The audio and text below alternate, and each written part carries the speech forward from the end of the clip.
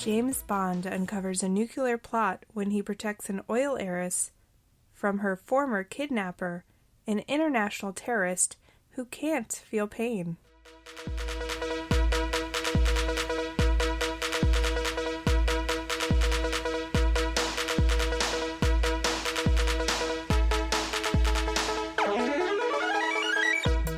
This is Ryan. And this is Ashley. And this is Ruining Our Childhood, a weekly podcast where we remove our childhood goggles and put on our adult bifocals to rewatch and review our favorite movies from the past. That is us. Yes. And if you are just joining us, why don't you rate and review our podcast? Yeah. I'm asking in the beginning of the podcast. Throw us a little 5 stars. Well, I mean, rate us appropriately. Oh, yeah, no, be honest. Yeah. If you think we're a 2-star podcast, screw you. We want to But know. give us 2 stars. Give us a review, too, and tell us why we're 2 stars. Yeah. I like criticism. Mm-hmm. I don't like criticism, but I respect it, Yeah. I guess. That's a good way to describe it. I would like to know if we suck. Yeah. Nobody's told us. Everyone just says, your podcast is amazing. I don't know if they say amazing. They No, say I think it's usually, hey, I listened to your podcast. And I'm like, oh, thanks. the end. End of story. Well, we like it, and that's all that matters, right? Yes. So anyway, this is Ruining Our Childhood, where we rewatch our favorite movies. Mm-hmm. I'm literally saying exactly what you say. And decide if they hold up. Yeah. Because it's 2019. A lot of shit has changed. Yes. And a lot of the movies that we review are 10 years older or more. Yeah. Because that's the parameters we set for ourselves. Mm-hmm. So this week, we're doing a James Bond 1999 classic, The World Is Not Enough. That is correct. And I honestly could not pick this movie out of a lineup because I think all of the Pierce Brosnan movies kind of melded in together for me. Because they did come out at a time where I could care less. Really? I was a child, so a guy running around with a gun did not seem fascinating to me. As I got older, I really appreciated all the Daniel Craig ones. Yes. And when I was younger, I did appreciate the Sean Connery ones because my mom loved Sean Connery. And I felt like me and my brother watched a lot. Okay. Never Say Never, which is notably, I think, a bad one, but we had it on one of my dad's VHS recorded ones, so we'd watch them a lot. This is the first one I saw in theaters. Oh, really? Yeah. So my introduction to Bond came from technically from the James Bond Jr. cartoon. Oh. I watched That's that a on... thing? Yeah, it was on the Oh. Cartoon Network when I was a kid. I watched that. But then I was more into the GoldenEye video game, Yes. which Ned Stark is the villain in that movie. Sean Bean. Sean Bean. Mm-hmm. And for years, that's what I knew Sean Bean from. I'd always go, that's Alec Trevelyan. Now Yeah. I go, okay, that's Ned Stark. But for almost 20 years, that's what I know him from. But yeah, this was the first one that I ever saw in theaters. And I ironically owned the video game and played the video game a lot. It was one of those movies that I watched just because my brother was watching it. Mm-hmm. You know, as the tag-along little sister. Tag And I along. probably complained about it. There were so many times where I'd be like, ugh, why are you watching this movie? It's so stupid. And like 20 minutes later, I was like, what's going to happen next? There's stuff blowing up. Yeah. It was around the time, 1999, where I really wanted to be as girly as possible. So I tried not to watch anything that was masculine because, I don't know. Understandable. Is it? I don't Well, know. because you were just probably starting puberty. Yeah. So that's why I said understandable. Like, you're like, okay, I wanted to becoming a surround woman. myself with as many girly things as possible because that's what I was told to do. Yes. I don't know. That's We're society. getting deep here. Yeah. Go ahead and... We always are messing up these parts here. But go ahead and hit us with them 1999 facts. Going down the old memory road. Yes. This movie was released on November 19th of 1999. So if you're listening to this the day the episode came out, that was 20 years ago to the day. It had a budget of $125 million, and it grossed $362 million. At the time, it was the highest grossing Bond film. It's insane that 362 was the highest grossing because I know Skyfall made like over $1 billion. Yeah. Popular TV shows from 1999 were Who Wants to Be a Millionaire, ER, and Friends. The number one song from the week the movie came out was Santana featuring Rob Thomas, Smooth. Other popular songs were TLC, Unpretty, and Christina Aguilera, Genie in a Bottle. And popular movies, Star Wars Episode 1, The Phantom Menace, The Sixth Sense, and Toy Story 2. Nice. Yeah. I know those movies.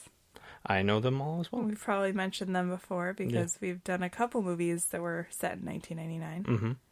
Or not set. Came out. Made. Yeah, made. Our very first one. Yes. American Pie. American Pie. Yes. Before we move on, I do have a random question. Mm-hmm. Who do you think is the best Bond? I was going to ask you the same exact question. Because we're psychically linked. For a long time, I went with Pierce Brosnan, and it was because I think that's the one I grew up with. Right. But I think Daniel Craig's the best Bond, even more so. I know there's people that go, Connery, Roger Moore, but... I would say Sean Connery. Yeah, he was good. He just, to me, when I hear the name James Bond, I think of him automatically, and I don't know. He was the most charming, but I also haven't seen any of the Sean Connery James Bond movies in about 30 years. I'm 33. 20 years, I would say. I would definitely agree with you. He was the most charming. That's one, I don't know what the word I'm looking for is, but one trait that I don't feel like Daniel Craig's Bond has. I kind of agree. When in the romantic scenes, he doesn't come off as much as like a charming, suave guy. Mm-hmm. He just comes off as this really masculine. I can see why women are attracted to him. Yeah. But yeah, he seems like more of the bad boy, aloof kind of stereotype of a man. So, but I think there was also a real conscious effort when they switched to him to make him a tough guy, which was maybe like Pierce Brosnan was kind of suave. Yeah. And they kind of made a conscious effort where I felt like they took away some of the Bond always had cool gadgets and stuff like that, whereas I felt like once they shifted to Daniel Craig, they kind of tried to make him more realistic and stuff. But I think that happens in a lot of movies that have been made in the last 20 years is if you're gonna believe this guy could fight his way out of certain situations, I do picture Daniel Craig as somebody that is able to do that. Yes. Pierce Brosnan, it seems more like a talker. Like he could talk his way out of situations. Very true.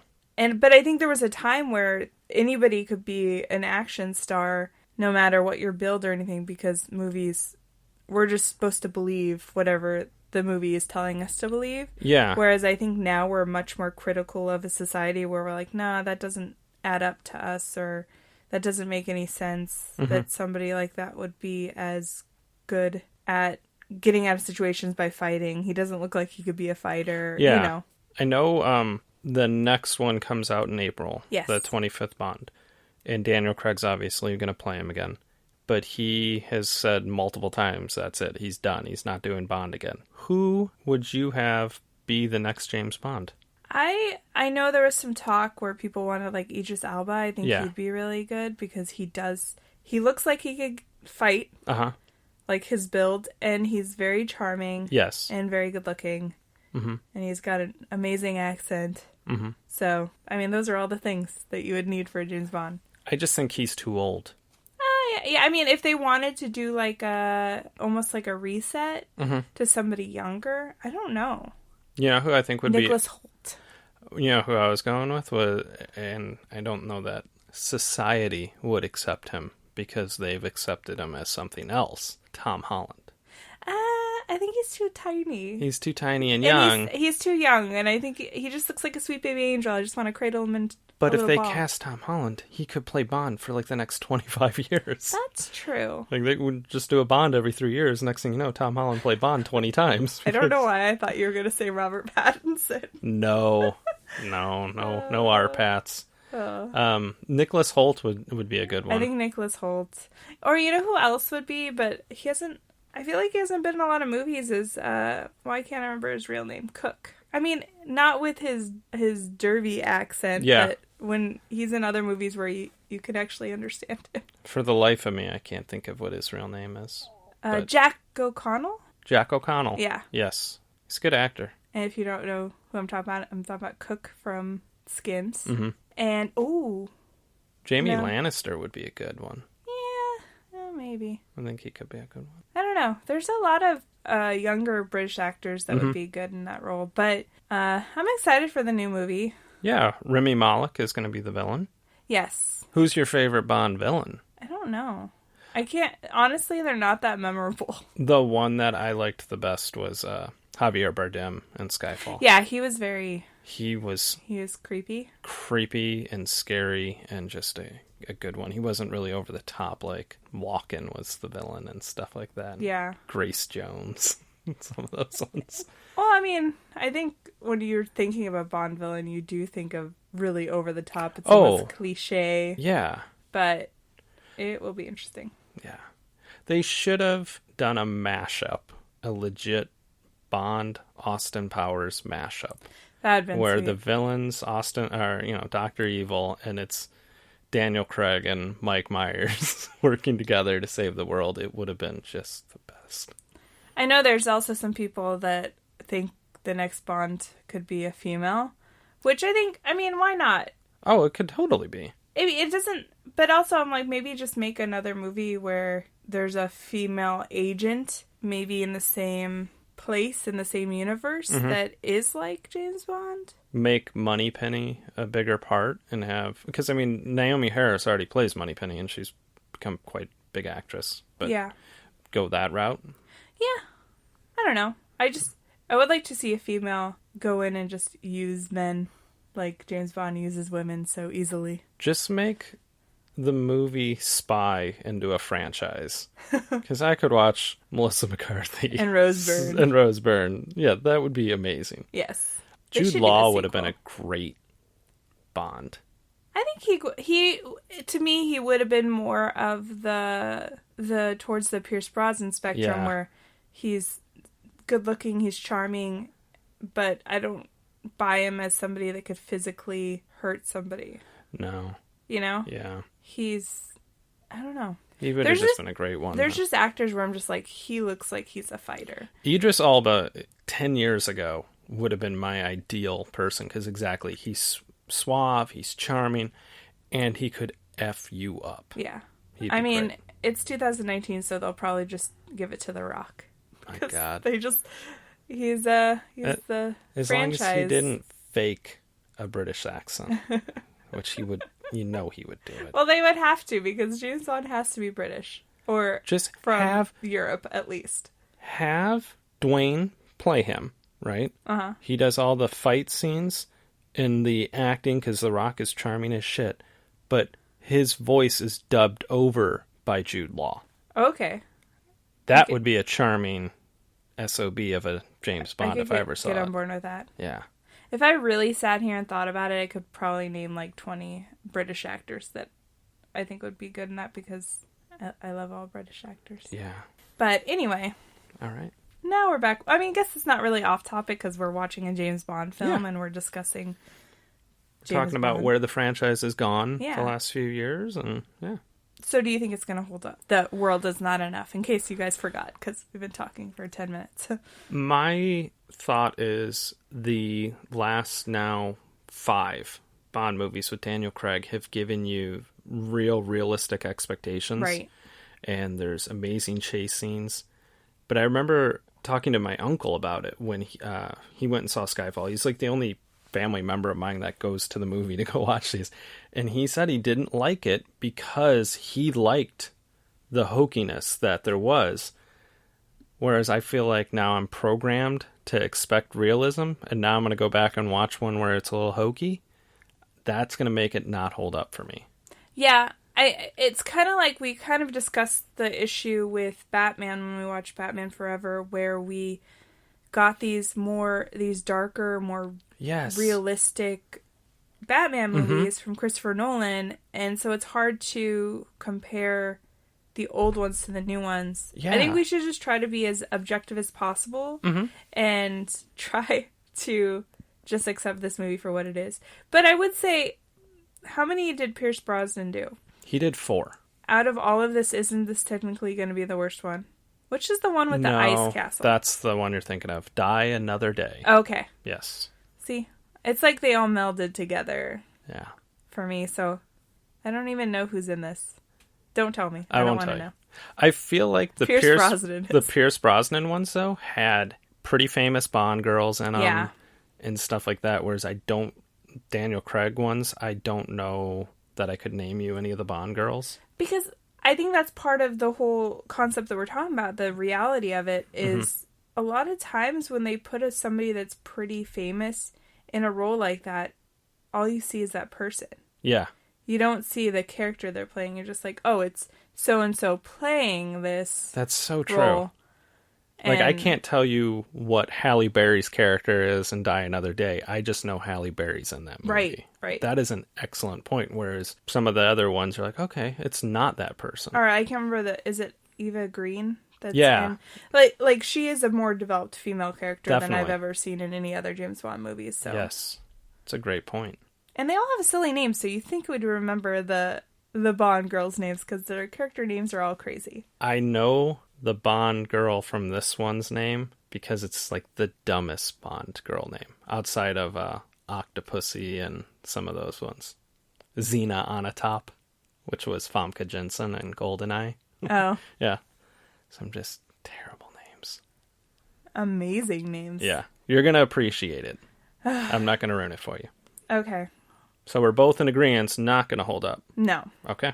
So you guys can actually stream this on Amazon Prime Video and Hulu. Yes. If you guys have any of those two subscriptions, and you don't have to pay extra, which is cool. And it's on Vudu free Wow. with ads. Oh, that's still cool, though. You don't need the subscription. No, You just got to sit through some commercials. but I mean, who doesn't have Hulu or at least Amazon Prime Video? My mother. Well, that's true. But she knows people that have it. That's so true. You're always one person away from It's a like the Netflix password. 6 degrees of Kevin Bacon. It's 1 degree of Netflix. Anyway, so, I just ruined myself the Bond girl thing. Aw. Because it's on the picture of the website. Oh, okay. But you don't know her name. No, I mean, I know the actress's name. No, the character name. Anyway, We're going to go ahead and hit that. pause and watch The World Is Not Enough and come back and talk about it. Yay. Like we always do. Oh my god, I'm saying that now. Yes.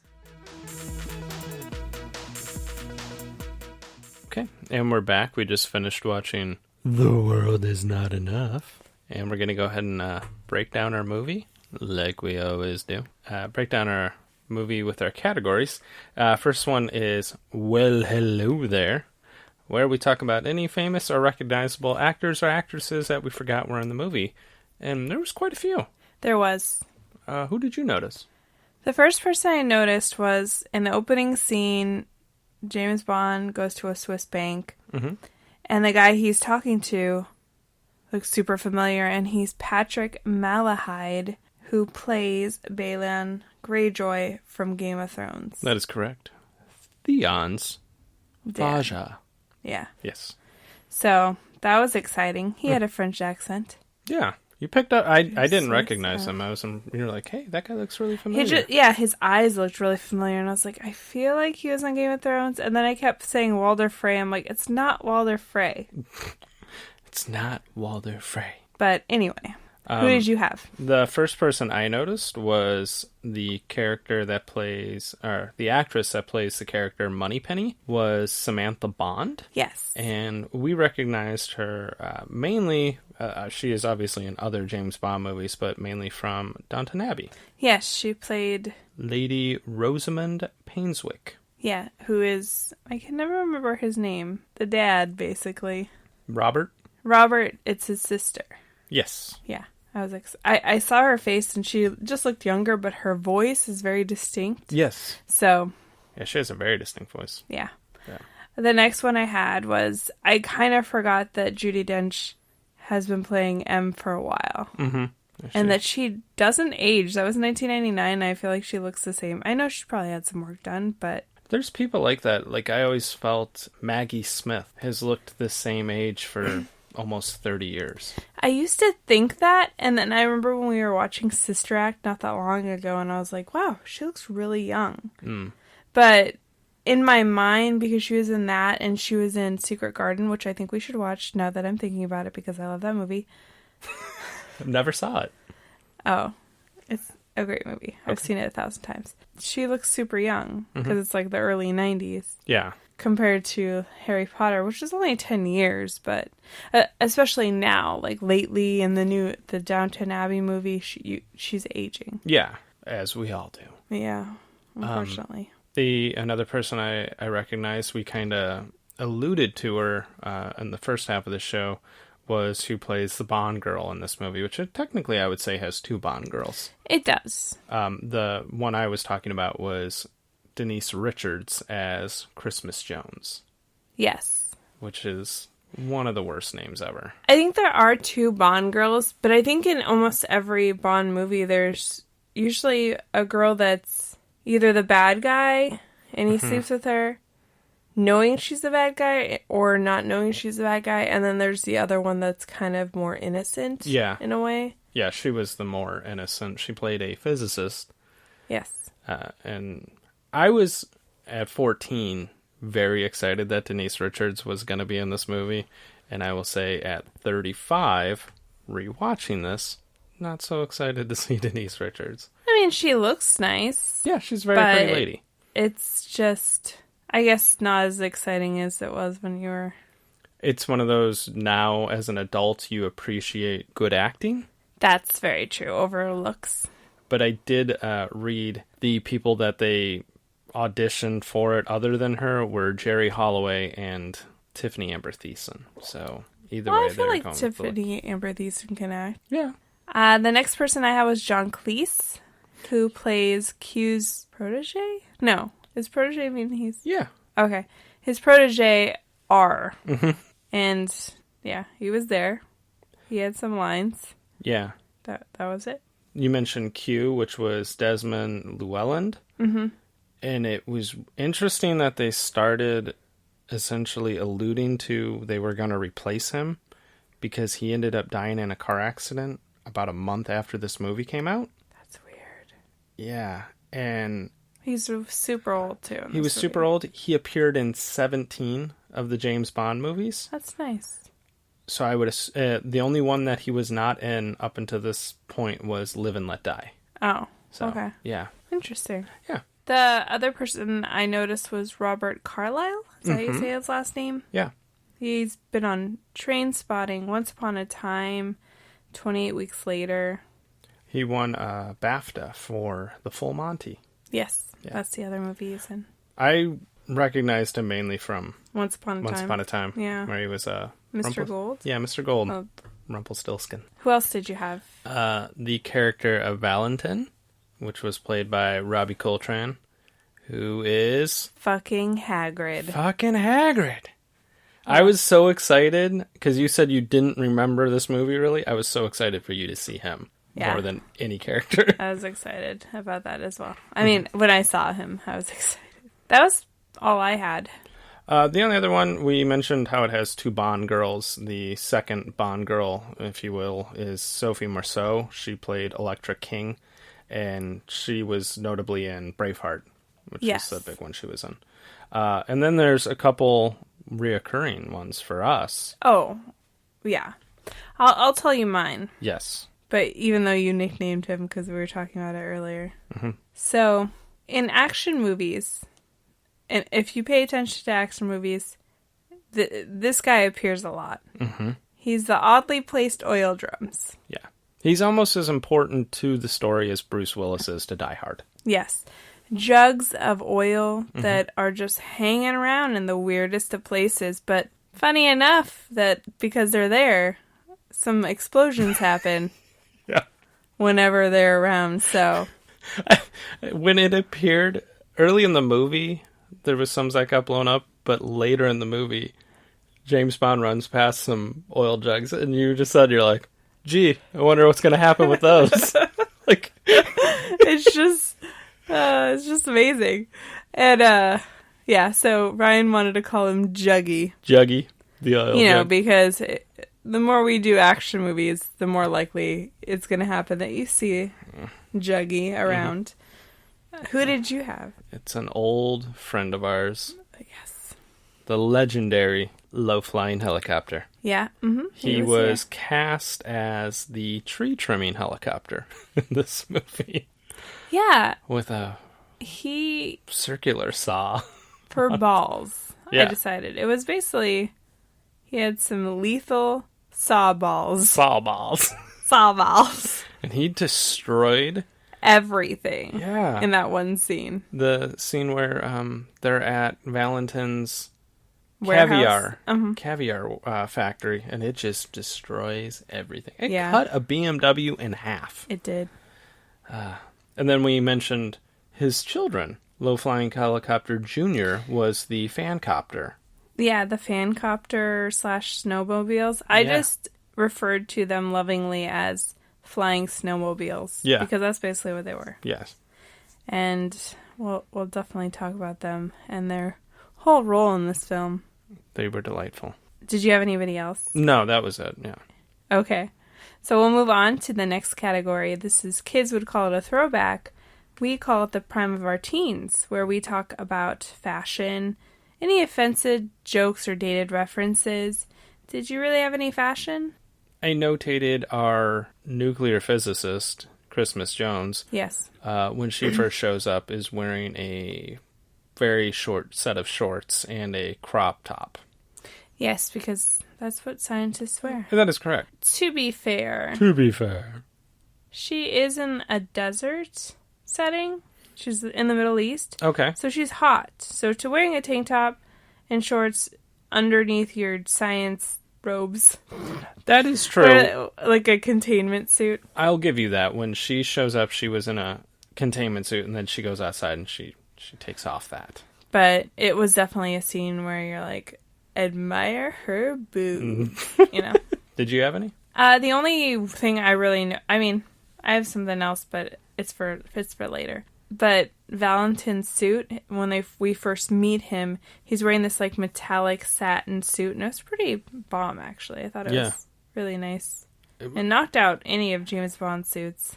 I will say this, James Bond, even 20 years ago, nice, well-cut suits. When he's in suits, he looks nice. Yeah, they're very well tailored. There was a character, I'm trying to think of what his name is. He played Bull. He was Valentin's like bodyguard. Yeah. It was played by a DJ / actor named Goldie. Yeah. And that guy was basically the gold version of Cisco. Yeah. Rather than the platinum hair, he had gold hair, a gold grill. He just over the top. Really. It was the 90s. Yeah, exactly. It was stuff you could get away with back then. Yeah, for sure. Did you have any offensive jokes or dated references? I think, blocked out the offensive jokes, but at the very end, they have this technology that Q is using. They're trying to locate James Bond, and it's like a thermal heat-seeking thing where they can see a body. Yeah. And you see James Bond starts glowing red because he's having a good time with someone. But everyone kind of freaks out, and Q's like, oh, my bad. Must be a premature form of the Millennium Bug. Gross. Yeah. That whole scene was icky. It was very icky. I noted that when he goes to the casino somewhere, there's so many locations in James Bond's movies that I just get confused. He's somewhere doing something, but he was in a casino. Mm-hmm. And he has x-ray glasses to see who's packing weapons. Yes. But he stares at these two girls, and he can see their bikinis for some reason. I don't know. I don't know how X-ray glasses work, but I don't know if that's how they work. Mm-hmm. But he just stares at them like for a creepily long time. Yeah, it's a weird. Yeah. And then also when Renard is talking to Bond for the first time, and he's talking about how he took Electra's innocence, and basically he was like ragging on him for having a sloppy seconds in a way. And it was just... pretty gross. It was bad. Yeah. I'm like, she's a grown-ass woman. Yeah. And yes, I mean, she was an evil person that used her sexuality to get things that she wanted. But... you still don't need to call her that. Yeah. or make those insinuations. They didn't call her anything. They Yeah, were just, but he, like you said, the fact that they were like talking about it like it was theirs to talk about, I guess. I don't know. It was icky. it was very icky. There's a lot of icky moments in this movie, I realized. Very true. Are you ready to move on to the next category? Sure, you didn't have any other dated references? Mm-mm. Okay, go ahead. So we're going to go ahead and get our locator card and talk about some technology. Yeah. There was a ton of it. There was not so much in the technology that we use every day, or we did use every day in 1999. Mm-hmm. There was obviously a lot of things that they kind of made up because that's what James Bond is known for. Yeah. Like you said earlier, it's the gadgets. And so there was definitely a lot of that. Yeah. What was your first one? When you mentioned him talking to Theon Greyjoy's dad at the Swiss bank, he uses his eyeglasses to detonate like a smoke bomb to like get the advantage in the room, which I thought were kind of pretty cool. They probably make that now. I'm sure. I was watching this movie thinking that a lot of it, the technology that he had, was actually something that's like accessible to us now. Yeah. And like ordinary, everyday people, not just spies. The one thing I did want to talk about was his weird little black boat at the beginning. Uh-huh. It kind of looked like something Batman would have, but also it made this noise when it was going. It sounded like somebody letting out helium out of a balloon very lightly. It was like, yeah, it didn't sound threatening or strong, and I just felt like it was just so silly looking because it was so small. Yeah. It was like a little speedboat jet ski car. Yeah, he definitely rode it on land through a restaurant. Yeah, through a cafe. Takes out a cafe. At one point, so it was just silly looking. He looked like he was driving a mini car, or a bumper car or something. Yeah, like a little bumper boat. Yeah, It's up really fast. You mentioned some of the technology that we actually did have at that time.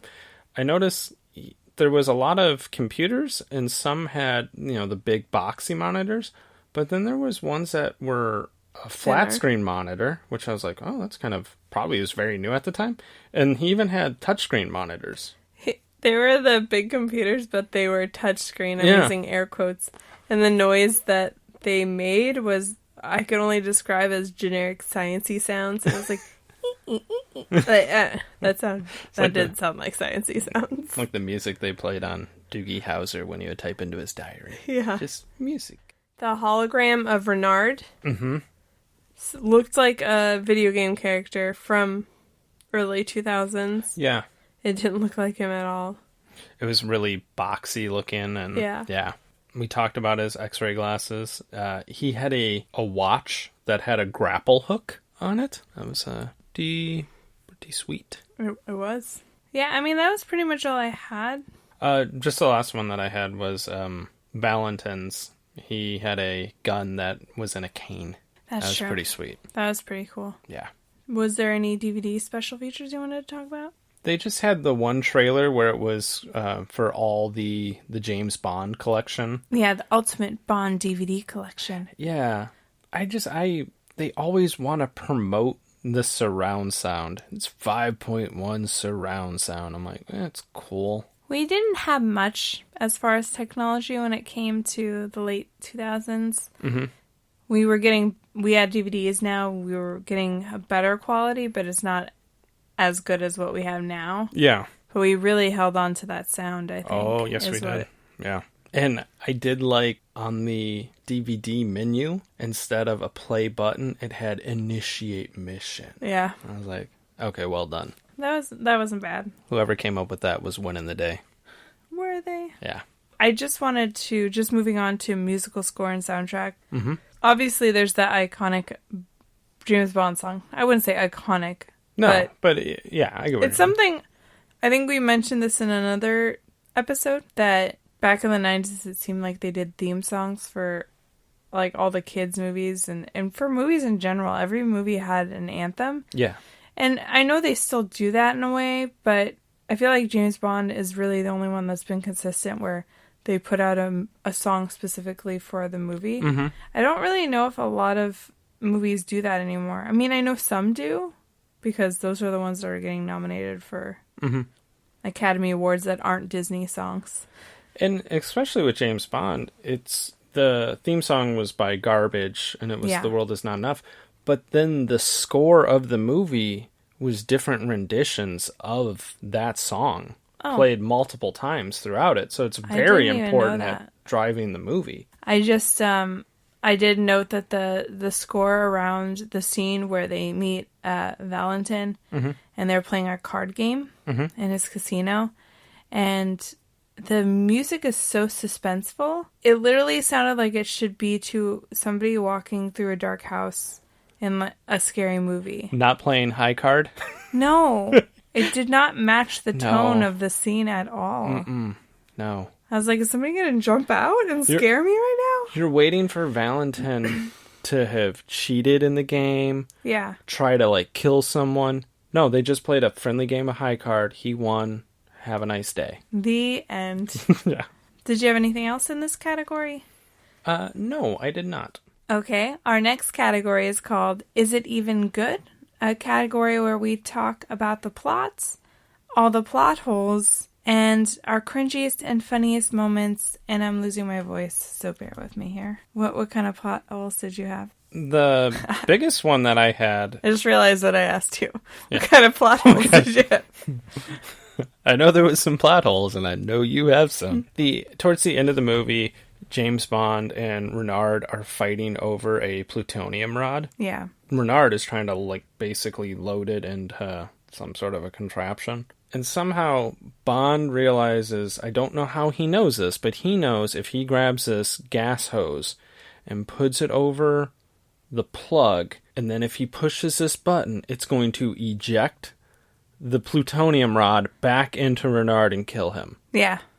I don't know how you would know that on a submarine. I don't know. I question that myself, and I think that's just us being so much more jaded because we can't just accept that something in a movie just happens. When I was 14-year-old Rai watching this, I thought that was cool as hell. Yeah. And I was like, yeah, you do that, James Bond. You don't need an explanation when you're younger. Did not. You're like, that's just cool. Who cares if it's not feasible at all? I did want to talk about the scene where after he gets hurt in like the first big action sequence, he is visiting the doctor at the MI6 headquarters or whatever.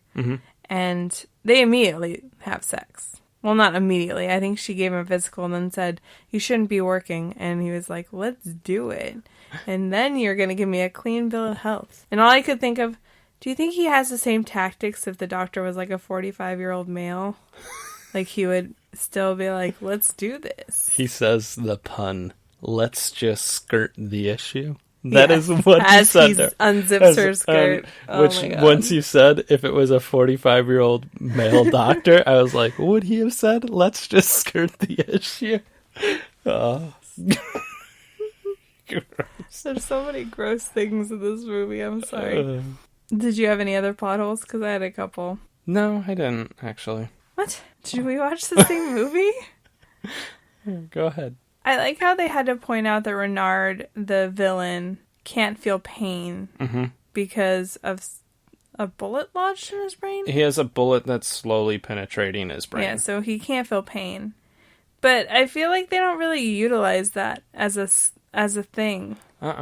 And I actually forgot that happened to him and that he had that, he doesn't feel pain until that gross sex scene between him and Elektra, and he is jealous because she slept with James Bond, and he punches the thing and he's like, I can't feel pain. I was like, oh yeah, I forgot that's a thing.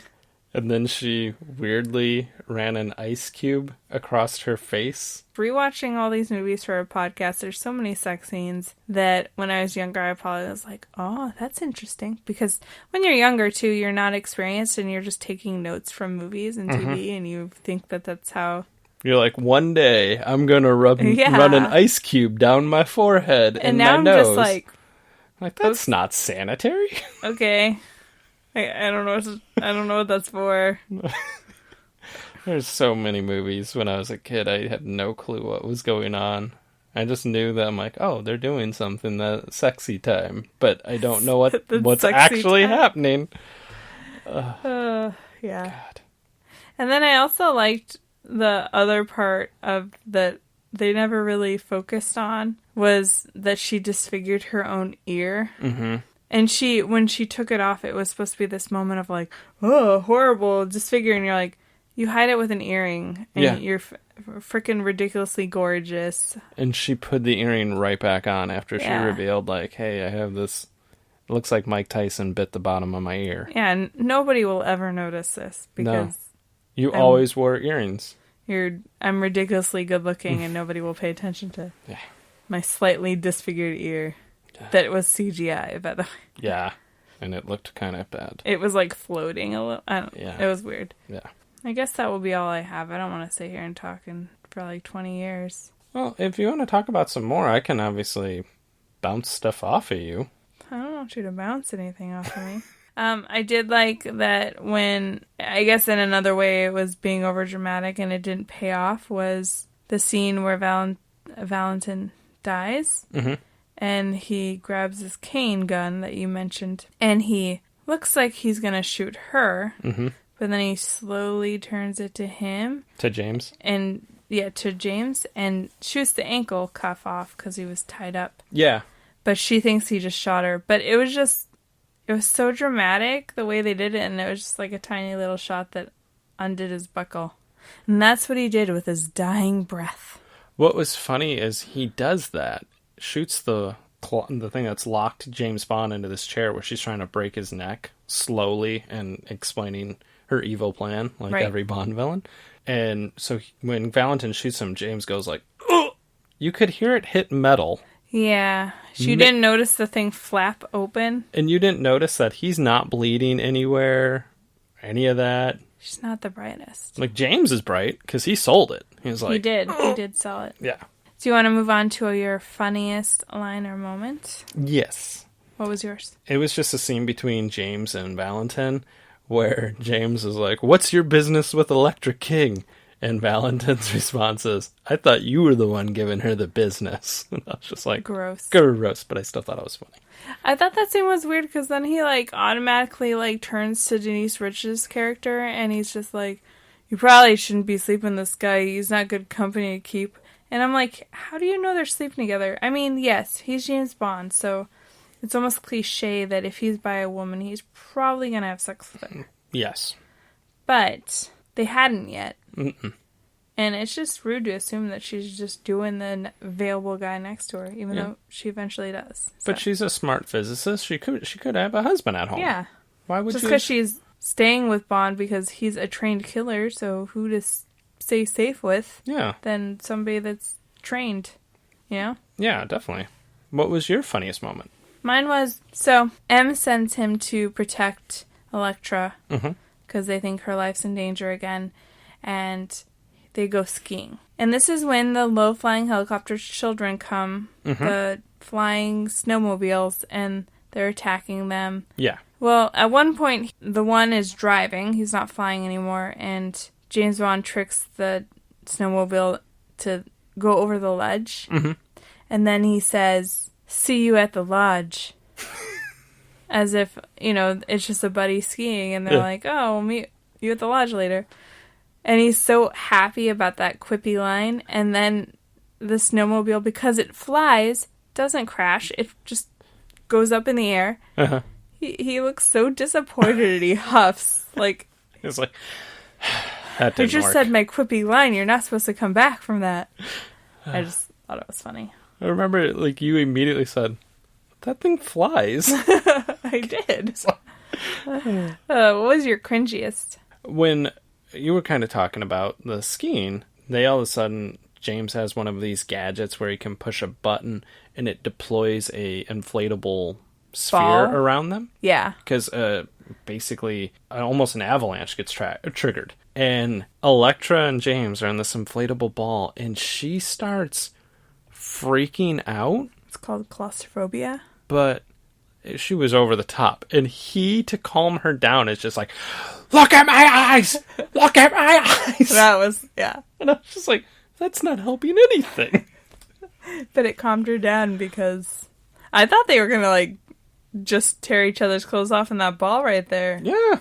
There was some chemistry. You're in close quarters. As he yelled at her as she's having a panic attack. Yeah. Mine was, there's a couple, but I think I'm going to have to go with when he says, Elektra asked him if he knows how to ski, and he said, I came prepared for a cold reception. Yep. Who is writing this? Quippy Puns McGrew. Oh. Just, So God. interesting, Yeah. to say the least. So, now that we're watching a James Bond movie, we added the side category of coolest James Bond gadget. Yes. Did you have one?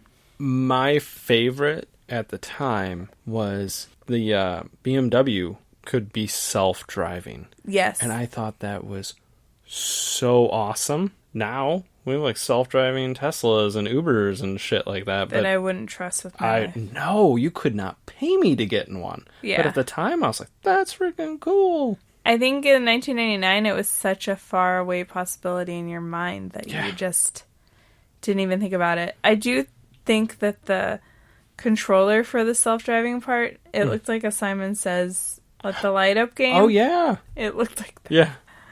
And the thing that I did like was when the car was first shown to Bond by Q and R, and R's telling him like all the features of it, and he's like, it has 6 beverage holders. And I was like, oh, damn! That's a lot of beverage. That's fancy. Why do you need 6 drinks? It's a 2-seater car. Yeah, most 4, It's like, maybe. he's just bringing like, he pulls up to Starbucks, he's like, 6 Americanos. Just because he can. And he just distributes them around the car. I think my favorite James Bond gadget was the watch that was also the grappling gun, but mostly because of the weak buzzing sound it made when being used. It sounded like a wind-up toy. Whee! The one that you push, like a wind-up car. Car? Yeah. Yeah, it sounded like that. I was like, I don't know if I would trust that to carry my weight at all. No, definitely not. Did you have any additional notes? I did. When Renard has stolen the nuclear weapon from the site where we first meet Christmas Jones, he's running out of that place with the nuke, and his guys are shooting at people, and you just hear people getting shot, and then they're like, oh! They and really oversell it. But it reminds me so much of when someone gets shot in Austin Powers. Oh, yeah. There was, like, the quippy jokes that we're making fun of. Like, there's so many of those in Austin Powers, and it works in Austin Powers because they're making fun of it. But in this, you're just like... And this came out after... International Man of Mystery. Yeah, and Renard reminds me so much visually of Dr. Evil. Yeah, he's bald. He has a weird eye thing. But I think he's actually supposed to be one of the other Bond villains, like Telly Savalas played or something like that. Yeah. But he reminded me of this. Yeah. I did want to point out that Valentine's, or Ravi Coltrane, his accent kept going in and out of being Scottish and Russian a lot. It didn't totally kill his character for me, but there'd be some words he'd say, and I'm like, man, he's so Scottish. But he's supposed to be Russian. That happens a lot in movies, so unless they're you get blessed with like an awesome actress. Better. And yeah. One that I noted was after Renard has stolen the nuclear warhead, he put it in a oil pipeline, and Christmas and Bond get on a cart, and they're in this oil pipeline trying to deactivate the bomb. They said that bomb was moving at 70 miles an hour. They get up to it, and they're going to fake their deaths and let the bomb detonate. So they just roll off the cart at 70 miles an hour. Yeah. I was like, well, that doesn't make sense. That is a plot hole. Yeah.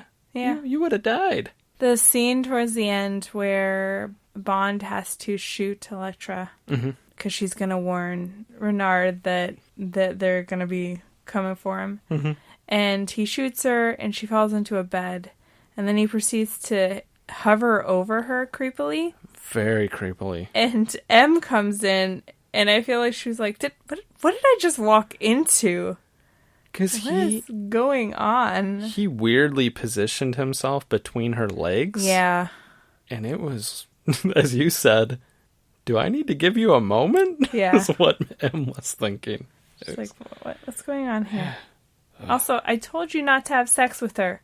Yes, she did. I told you. She did. Do you want to move on to our final thoughts and our favorite part of the episode? Yes. As always on our show, it is award season. Mm-hmm. And we give out 2 awards every week, the first of which is the valedictorian to the Nicolas Cage Online School of Bad Acting. Whom did you give your award to? I went back and forth because I almost gave it to Robbie Coltrane because of the accent, because you know I have issues with accents. Yep. But I ended up giving it to Denise Richards because I just felt like she did not pull off being a scientist. And I'm not trying to say, like, you can't be pretty and be smart. Obviously, we exist. I'm talking about me. Yes. No, I'm just kidding. I like how you said that. We exist. But it's just, she didn't pull it off, man. And there was times where she didn't really serve any purpose. And she was just there to fill a void when Bond was trying to decide if he could trust Elektra. Mm-hmm. Her level of... I picked her as well. Her level of acting does not warrant being in a James Bond movie. She's so robotic reading her lines. She's just like, wait a minute. Are you going to do what I think you're going to do? Yeah. Like, God. The world's greatest terrorist running around with 6 kilos of weapons-grade plutonium? I wrote those down because she sounded so robotic. You're like, ugh. There is a line where they're coming out of the pipeline that exploded, like you mentioned earlier, and he said I don't even know what he said, but it made sense, whatever he said, and she's like, do you want to say that in English? And I'm like, you're supposed to be a smart scientist. Yeah, you're supposed to be smart. You're supposed to be smart. The next award is the valedictorian of the Nicolas Cage Online School of Bad Acting. I feel like I said that weird. You just read the same award category that we already gave an award out for. That's what you did. You're like, I feel like I read that weird. I'm like, well, you read the wrong one. Okay. The next award is the Thomas Shay Hanks Award for Exceptional Acting. Correct. Who did you give yours to? And if you gave it to the same person, I'm going to get so mad. I gave it to Pierce Brosnan. Oh, okay, cool. Okay, good. He is super charming. He's witty, and he was fun. I think maybe there's a couple people in this that maybe were slightly better actors than he was, but I really enjoyed him, and I always enjoyed him as Bond. He definitely wasn't the worst part of that movie. So. No. I gave mine to an actor that we've seen in many roles, and I think this one, he brought his A game? He brought his A game. He brought his saw balls. He brought his saw balls. He had such a bigger, major role in this movie, and he could cut into buildings, and that's Low-Flying Helicopter. He was great. Great. He was a major villain, if you think about it. He almost killed Bond like 4 times, more than anybody else in this movie. Yeah. And he just really showed his range as an actor, and we saw that car in half, the BMW. Awesome. That was pretty sweet. And then his death scene, just where all the saws blades go everywhere. Mm-hmm. It was just amazing. I had to give it to him. I don't blame you. He was amazing. He was amazing. Do you think he still acts? I think so. Something tells me... If there's an action movie, there's a low-flying helicopter. He was in Hobbs and Shaw. A lot, maybe. Yeah. I can only hope. Yeah. I'm not going to watch it to find out, though. Aw. Aw. I love you, Dwayne. Not watching that shit. You just said like a compliment. Yeah. Part compliment, part and salt. I said it like he's going to listen to our podcast and be like, oh, Ryan, you're not going to go watch my movie? You're like, I will cut you. Yeah. No. Well, if you listen to my podcast, I'll go watch your movie. I'll say that. Yeah, it's not happening. No. Anyway, we can move on to, does this film, this James Bond gem, hold up to your adult standards? I say in the same way that I felt about Gone in 60 Seconds. I enjoyed it, but I enjoyed it because it was bad. Yes, I agree. I do not think it held up. It was watchable for the most part. I didn't feel like I was too bored. There was times where, like I said, they just assumed that you're not going to question certain parts of the movie. Mm-hmm. And I feel like they do that less these days. They Yeah. try to explain all the little things in action movies, or I don't know where I'm going with this, but I do feel like it was dated because of the hokey jokes. Mm-hmm. And I feel like this Bond movie, and maybe a lot of them, are like a dude's wet dream. Yeah. Kind of. You're just this agent who just goes around, kicks ass, and has sex with literally every woman that has a vagina. Mm-hmm. And they love you for it. And they accept that you're gonna have sex with everybody. They Yeah. might judge it a little. They might get a little snippy with each other, because there was that scene where Moneypenny and the doctor have kind of words. Mm-hmm. But I think it's like that concept of, if a guy is cheating on you, that you should be mad at just the woman, even though it takes two to tango. Yep. But I feel like also James Bond's dialogue was written by a total dad. Mm-hmm. Like, all of his jokes were so hokey. All his quips. A couple of them were like, okay, I guess that can pass. But a lot of them were really cheesy. Mm-hmm. The ending quote of the movie. I thought Christmas only came once a year. Yes.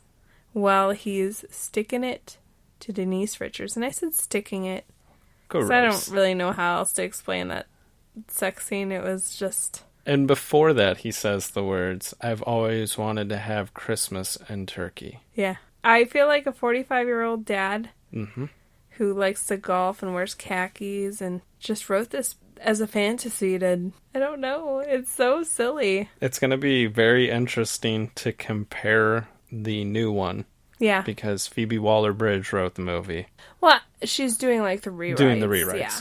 But she's going to have a say on what goes into that movie, and she's won an Emmy for her writing. It'll be interesting to see what kind of level and improvement that movie's going to have because of it. I was reading this article where she talked about it because people were worried that they're going to make James Bond a feminist. And she's like, no, I don't think you should change the character. He's kind of a shitty guy towards women. But I think it's like, maybe she can help change the reactions of the women characters, of how they portray him. Yeah. I think that's where it really needs help. Because I'm like, to make him a feminist and stuff, like, that would kind of change his nature. But to at least have him not go through the whole movie without feeling like any of the women matter to him. Because I think the only person that really matters to him is M. Yeah. I feel like she's the only woman he gives any sort of respect to in that way. He has like a playful flirtiness with Moneypenny. Yeah. But even in this movie, the only one that I feel like he objectifies was the doctor. Yeah. Because he's like, he uses sex to get what he wants and get a medical clearance. But with Elektra, he was fighting the urge to be with her. Because he was told not to. He was told not to, but he was still, like, attracted to her, and he wasn't just like, I'm just going to jump her bones. But he was, like, incredibly mean to her when he started to suspect that she was working with Renard. He became, like, incredibly mean to her and kind of, like, shamed her for using her sexuality. Yeah. And that was the time I was like, okay, calm down, dude. He did do that. But at the same time, he was right. She was a villain, and he had to shoot her. She was working with a terrorist. She was. Yeah. We didn't mention it, but when he's going to kill her, and she is so full of herself. And she's like, you won't kill me. You like me, and all this. She's manipulative. And I'm like going, you're manipulative. But I was just thinking, I'm like, you're not that great. And then, bam, he shoots and kills her. Problem solved. But then that makes me feel like he literally has no emotion towards any of the women he sleeps with. She was a terrorist. Yeah, but I feel like in movies now that even if a person was betrayed by somebody, to physically have to kill them, I think they would show a little bit more of a should I or shouldn't I emotion. So that's it. We agree that it's not a bad watch, but it doesn't hold up. Definitely. I will probably watch it again at some point in my lifetime, but it's not a great movie by any stretch. No. I would put it at the bottom of the list of the James Bonds I've seen in my lifetime. Well, thanks for listening, guys. And like always, definitely check our social media out at Facebook. Over at Ruining Our Childhood. And Instagram at Ruining Our Childhood. And on Twitter at ROC Movie Podcast. That is us. And we'll be signing off with I'm really hot and I want to get out of this podcast room. Sounds good. We'll see you guys next week. Okay, bye. Bye.